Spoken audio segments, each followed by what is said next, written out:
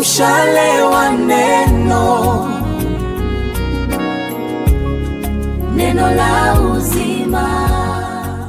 Mwanzo 11 mstari wa 30, Biblia inasema Sarai hakuwa na mtoto kwa sababu alikuwa tasa. Kitabu cha pili ni Mwanzo 25 mstari wa 21. Biblia inasema kwamba Rebeka alikuwa tasa. Kwa hiyo Isaka akamwomba Mwenyezi Mungu, naye Mwenyezi Mungu akakubali ombi lake, Rebeka akapata mimba.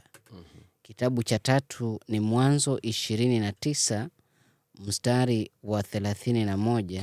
Biblia inasema kwamba Mwenyezi Mungu alipoona kwamba Lea anachukiwa, akamjalia watoto, lakini Raheli alikuwa tasa. Amen. Amen. Hili neno linatoka kitabu cha Mwanzo. Ndio. Nataka tuangalie genealogy ya huyu baba aliyeitwa baba wa imani, Ibrahimu. Na neno linasema ya kwamba Ibrahimu alizaliwa na mzee ambaye aliitwa Tera. Ndugu za Ibrahimu walikuwa Nohari na Harani. Ibrahimu ndiye alikuja na akamuoa Sarai.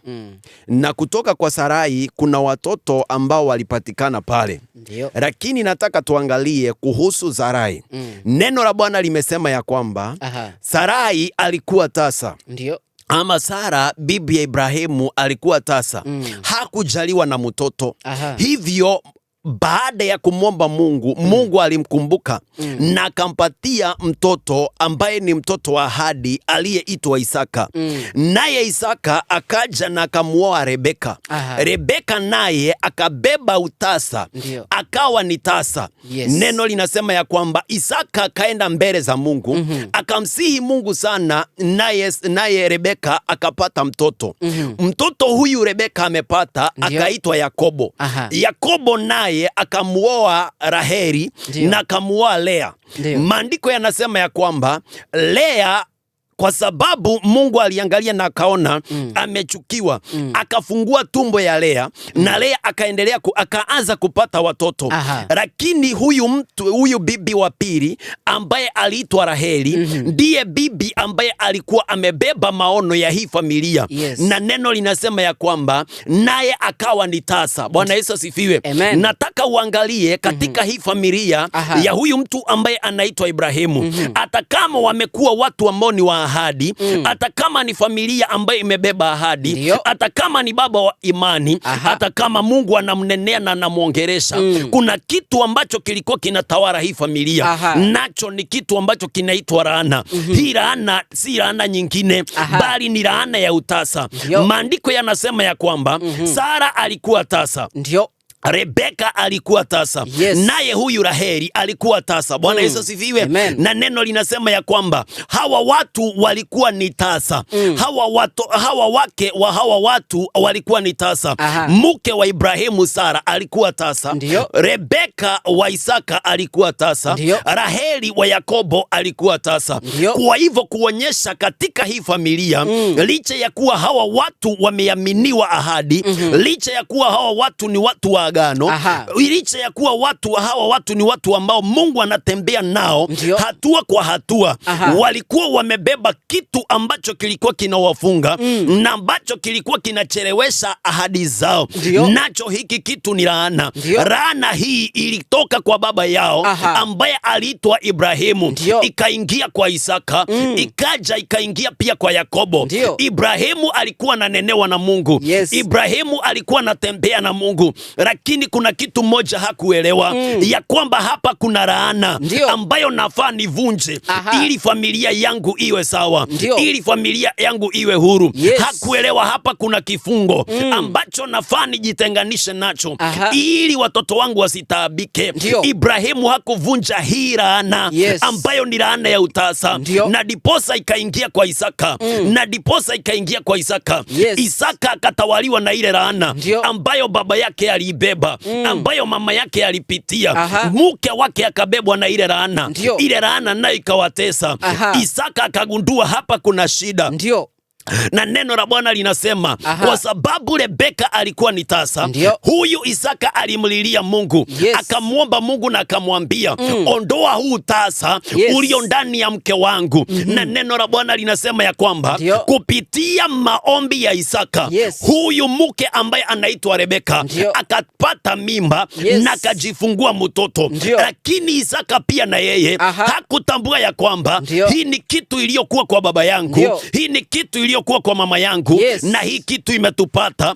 Kwa hivyo nafaa ni ivunje hii laana. Hakujua hii ni laana ambayo ilitoka kwa baba yangu, ambayo ilitoka kwa mama yangu, imenipata, imepata mke wangu. Hivyo basi nafaa ni ivunje.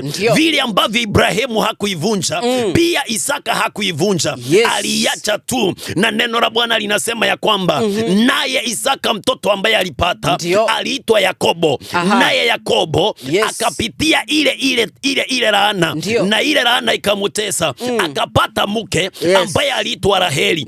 Naye Raheli alikuwa tasa. Angalia mtu wa Mungu, kuna kitu ambayo inaweza toka kwa babu yako iingie kwa baba yako, na bado hiyo kitu iwe na kutesa. Kuna laana inaweza toka kwa baba yako, inaweza toka kwa babu yako, iingie kwa baba yako, na hiyo laana iingie kwako na iendelee kukutesa. Kuna laana ndani ya familia ambazo zinatutesa. Kuna laana ndani ya familia ambazo zinatukandamiza. Laana iliyokuwa ndani ya familia, hii familia Ibrahimu iliendelea na kutesa Isaka, ikaingia ikaanza kumtesa Yakobo, mke wa Yakobo ambaye aliitwa Raheli. Neno la Bwana linasema ya kwamba yeye ndiye pia alibeba ule utasa uliokuwa na Rebeka na uliokuwa na Sarai. Akabeba ule utasa. Raheli akabeba ule utasa. Hakujua kwamba hiki ni kitu ama hii ni laana ambayo imekuwa kutoka kule mwanzo, ambayo imekuwa kutoka kwa nyanya yangu, ikaingia kwa mama yangu mkwe, na sasa ni mimi nimeibeba. Hawakugundua ya kwamba hata kama wanatembea na Mungu, kuna laana ambayo inawapinga, kuna laana ambayo inawakandamiza.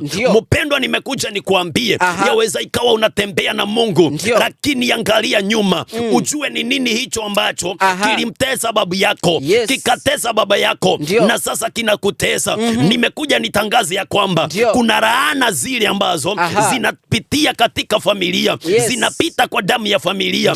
Umepitishiwa laana na babu yako, ikaingia kwa baba yako ili upatilishiwe.